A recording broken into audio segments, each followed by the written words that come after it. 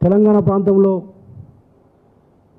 తెలంగాణ ఉద్యమ పునాదుల మీద అధికారంకి వచ్చినటువంటి కేసీఆర్ కుటుంబ పాలన కొనసాగిస్తూ ప్రజాస్వామ్యాన్ని అపహాస్యం చేస్తున్న సందర్భంగా ఈ తెలంగాణ ప్రాంతంలో మొట్టమొదటి నుంచి కూడా ప్రజాస్వామ్యాన్ని రక్షించిన పార్టీగా, పేద వర్గాలకు అధికారం ఇచ్చిన పార్టీగా ప్రధాన ప్రతిపక్షంగా పాత్ర పోషిస్తూ ఎల్ రమణ గారు, రేవంత్ రెడ్డి గారి నాయకత్వంలో అనేక సందర్భాల్లో ఈ 2.5 సంవత్సరాలుగా పోరాటాలు కొనసాగిస్తుంది తెలుగుదేశం పార్టీ. ఆ సందర్భంగానే మరి గతంలో మొన్న రైతు పోరు యాత్ర పేరిట దాదాపుగా 5-6 జిల్లాల్లో భారీ బహిరంగ సభ ఏర్పడేసి పాదయాత్రలు పెట్టి ప్రజల్ని చైతన్యం చేయడం జరిగింది. అదేవిధంగా ఏదైతే కేసీఆర్ గారు తెలంగాణ ఉద్యమ పునాదులు, పోరాట ఫలితము, త్యాగాల పునాదుల మీద, ఆత్మగౌరవ పునాదుల మీద అధికారంకు రావడం జరిగింది. దాంతోపాటుగా కొన్ని ప్రజాకర్షక కార్యక్రమాల్ని, పథకాల్ని వారు చెప్పడం జరిగింది. డబుల్ బెడ్రూమ్ కావచ్చు, దళితులకు 3 ఎకరాలు కావచ్చు, మరి ట్రైబల్స్కి రిజర్వేషన్ కావచ్చు, ముస్లింలకు రిజర్వేషన్ కావచ్చు, ఇంటికి ఒక ఉద్యోగం అనే స్లోగన్ తోటి పెద్ద ఎత్తున మరి తెలంగాణ ప్రజల్ని మభ్యపెట్టడం జరిగింది. ప్రజలు మీకు కనీస నిర్మాణం అయినటువంటి ఆ పార్టీకి, కనీసం బూత్ కమిటీలో మనసు లేనటువంటి ఆ పార్టీకి, మరి ఏ పార్టీకి లేని నిర్వీర్యమైన పరిస్థితుల్లో ఉన్నటువంటి పార్టీకి, కార్యకర్తలు లేనటువంటి పార్టీకి అధికారాన్ని ఇవ్వడం జరిగింది, అప్పచెప్పడం జరిగింది. ఒకటి ఉద్యమ పునాదులు, రెండవది ప్రజా ఆకర్షణ కార్యక్రమాలు. కానీ ఈ రెండింటినీ కూడా తెలంగాణ ఉద్యమ పునాదులని, తెలంగాణ ఉద్యమ శక్తులను అణచేస్తూ, తెలంగాణ ఆత్మగౌరవం దెబ్బతీస్తూ కుటుంబ పాలన కొనసాగిస్తున్నటువంటి కేసీఆర్ అటు తెలంగాణ ఉద్యమ శక్తుల్ని కూడా మొత్తం నిరాశపరిచిన పరిస్థితి.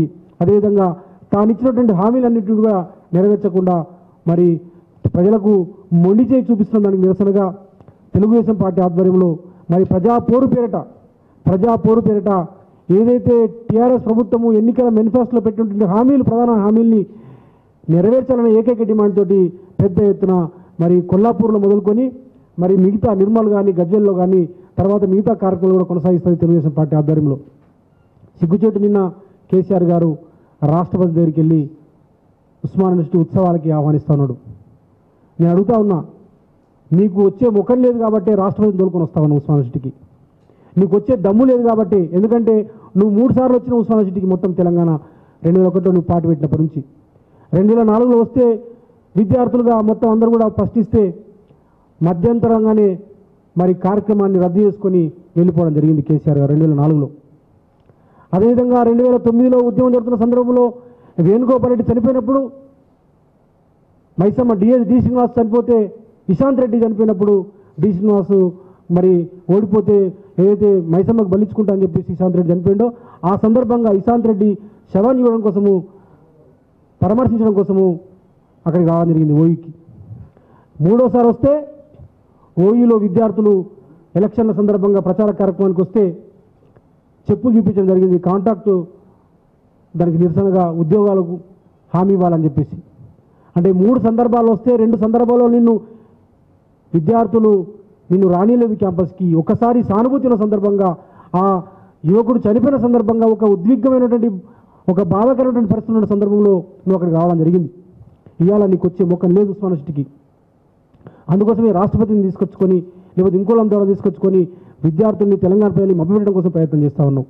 నువ్వు ఇంతవరకు 7 కోట్లు ఇస్తా ఉన్నావు ఉస్మాన్ యూనివర్సిటీ విద్యార్థులకి. స్కాలర్షిప్ బకాయిలు ఇవ్వలే.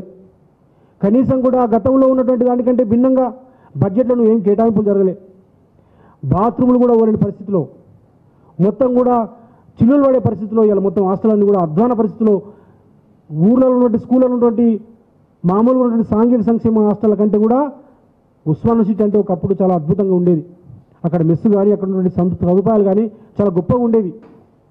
ఎక్కడ ఉన్నటువంటి పరిస్థితిలో ఒక ప్రపంచ స్థాయిలో ఉన్నటువంటి ఉస్మాన్ యూనివర్సిటీని ఇలా నిర్వీర్యం చేసినావు. నీకు ఇలా చేసి ఏ ముఖం చూపెట్టుకొని వస్తావని చెప్పేసి మేము అడుగుతా ఉన్నాం. నువ్వు మొదలు ఉస్మాన్ యూనివర్సిటీకి రావాలంటే ఉద్యోగాలు అయ్యి, మొదలు ఉస్మాన్ యూనివర్సిటీకి రావాలంటే నువ్వు బడ్జెట్ కేటాయించు, మొత్తం మౌలిక సదుపాయాలన్నింటి కూడా కేటాయించు. అక్కడ ఉన్న టీచింగ్ పోస్టులని, ఏదైతే ఒక ప్రెస్టేజ్ యూనివర్సిటీ, అనేక మందిని గొప్ప గొప్ప వ్యక్తులు అందించినటువంటి యూనివర్సిటీలో ఇలా ప్రొఫెసర్స్ లేరు, రిక్రూట్మెంట్ లేదు, టీచర్స్ లేరు, నాన్ టీచింగ్ లేదు. వాటన్నిటి కూడా నువ్వు ఇమీడియట్గా నింపాల్సిన అవసరం ఉన్నది, భర్తీ చేయాల్సిన అవసరం ఉంది.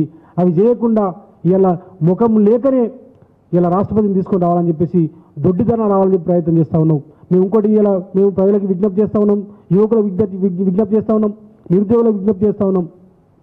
ఇలా లక్షల ఉద్యోగాలు ఇస్తామని చెప్పేసి తెలంగాణ ఉద్యమమే విద్యార్థుల పోరాటం, యువకుల పోరాటం. 52 కావచ్చు, 69 కావచ్చు, 2009 నుంచి జరిగినటువంటి అనేక పోరాటాలు విద్యార్థులు, యువకులు, ఉద్యోగస్తులు మాత్రమే.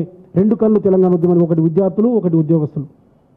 ఈ మొత్తం 52 కానీ 69 కానీ 2009లో జరిగిన ప్రతి పోరాటము ఈ 2 వర్గాలు 2 సెక్షన్స్ బలంగా నిర్మాణం చేసి పనిచేసినాయి. దానికి తోడుగా జర్నలిస్టులు కావచ్చు, అడ్వకేట్స్ కావచ్చు, డాక్టర్స్ కావచ్చు, మేధావులు కావచ్చు, కార్మికులు, రైతులు కూడా పనిచేసిండ్రు. కానీ ఆ 2 వర్గాల్ని వీళ్ళను మొత్తం కూడా అపహాస్యం చేసే పద్ధతిలో, మోసం చేసే పద్ధతిలో పోతున్నటువంటి సందర్భం. ఉద్యోగాలు 1,00,000 ఉద్యోగాలు వేస్తామని చెప్పేసి మన అసెంబ్లీలో ప్రకటించి కనీసం కూడా ఈ పాటికి 5,000 ఉద్యోగాలు కూడా నువ్వు వేయలేవు. మొన్న నిరుద్యోగులందరూ మరి కోదండరామ్ గారి నాయకత్వంలో 22వ తారీఖు నాడు మేము హైదరాబాదులో ర్యాలీ చేస్తామని చెప్పేసి ర్యాలీకి పిలుపునిస్తే దాన్ని నిర్వీర్యం చేయడం కోసం, ఆ కార్యక్రమం దెబ్బేయడం కోసం మాత్రమే తూతూ మంత్రంగా 5-6 వేల ఉద్యోగాలు వేస్తామని చెప్పేసి మాట్లాడుతున్నాం. మేము నిరుద్యోగులకు, విద్యార్థులకు, తెలంగాణ వాదులకు మేము విజ్ఞప్తి చేస్తా ఉన్నాం తెలుగుదేశం పార్టీ తరఫున. రేపు 22వ తారీఖు నాడు ఖచ్చితంగా మనం రావాల్సిందే, జంగు సైరన్ ఊదాల్సిందే. కోదండరామ్ గారు చేస్తున్నటువంటి ఒక నిర్విఘ్నమైన పోరాటానికి, ఒక నిజాయితీ గల పోరాటానికి, అనేక తెలంగాణ ఉద్యమంలో నాయకత్వం వహించినటువంటి కోదండరామ్ గారు ఇచ్చినటువంటి పిలుపుని యావత్ తెలంగాణ విద్యార్థులందరూ కూడా రావాలని చెప్పేసి తెలుగుదేశం పార్టీగా మేము పిలుపునిస్తా ఉన్నాం. మేమందరం కూడా యువకులు, ముఖ్యంగా టీఎన్ఎస్ఎఫ్ కానీ, తెలుగు యువత కానీ పెద్ద ఎత్తున దాంట్లో మేము భాగస్వామ్యం అవుతాం. తెలుగుదేశం పార్టీ సంపూర్ణమైనటువంటి మద్దతు ప్రకటిస్తుంది. ఇవాళ కాకపోతే రేపు రాదు మనకు ఉద్యోగాలు. Now or never. ఖచ్చితంగా నిరుద్యోగులందరూ కూడా పెద్ద ఎత్తున రేపు జరగబోయే 22వ తారీఖున జరగబోయే మార్చిని విజయవంతం చేయాలని చెప్పేసి ఈ కేసీఆర్ కళ్ళు తెలపాల్సిన అవసరం ఉంది. కల్లిబొల్లి మాటలకు మేము వినము. 1,00,000 ఉద్యోగాలు ఖచ్చితంగా భర్తీ చేసి తీయాల్సిందే. అది మా హక్కు. తెలంగాణ మా జన్మ హక్కు. ఉద్యోగాలు మా హక్కు. ఉద్యోగాలు మా హక్కు. తెలంగాణ మా హక్కు. ఉద్యోగాలు మా జన్మ హక్కు అనే పద్ధతిలో ఇలా తెలుగుదేశం పార్టీ పిలిపిస్తూ ఉన్నది. ఖచ్చితంగా దీన్ని సాధించి తీరుతాం. కోదండరామ్ గారు చేస్తున్నటువంటి పోరాటానికి తెలుగుదేశం పార్టీ పూర్తి సంఘీభావం తెలియజేస్తూ ఉన్నది.